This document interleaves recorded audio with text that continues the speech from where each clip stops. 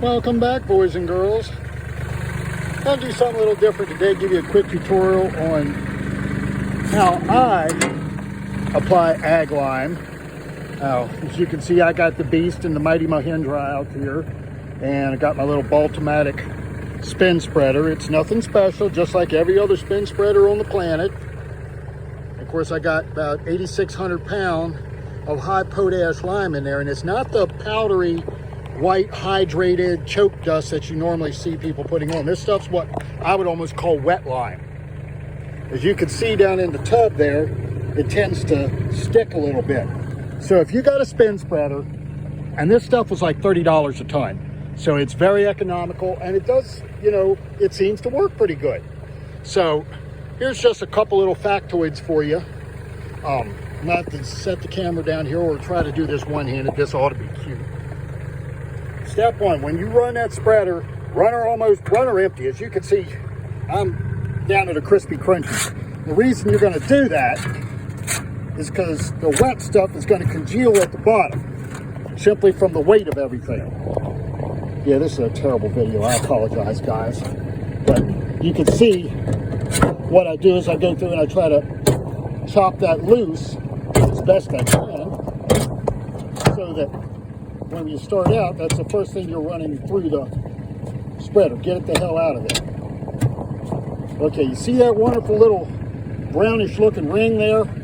That's where that little wheel rides. Quite honestly, when you fill this machine up, I'm using, as you can see, a barn shovel. You don't want to go much higher than these rivets right here. You can go up to maybe about here. Think about it. This stuff's damp and it's going to compact.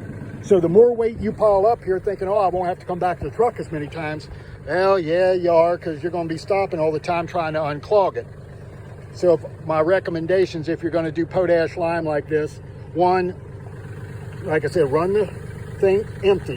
When you finish up a hopper of lime, run her down to the Bernie bottoms, then clean it out before you put anything else in. Just break it loose. You ain't got to shovel it out. Just break it loose so it's right down in the auger. Get yourself a round point shovel with you at all times. And in the event that she chokes up on you, your friend, the framing hammer. Yes, indeed. A couple of swats right down there at the bottom, and you are good to go. Just do yourself a favor, turn the tractor off, turn the power takeoff off before you go swinging your hands around down there where that spinner is. Because quite honestly, if you're dumb enough to put your hands in a moving spinner or moving power takeoff shaft, well, let's just say stupid ought to hurt. I mean, you know better. Your mom taught you that. I'm sure one of your parents taught you that, or your grandparents. So use a little common sense, people. I shouldn't have to reiterate that, but just in case, a little, you know, little Charlie Yankee Alpha there. But I'm going to get back to it. I got a lot of lime to spread, and daylight's getting away. It's about 1,500 hours here on the East Coast. And I managed to get about half this field done so far, figuring this machine out and stopping to unchoke it and this and that and something else, but we're getting it. But I figured you guys might like a little quickie tutorial on at least what not to do. And hey, well, I guess we'll see you on the next one.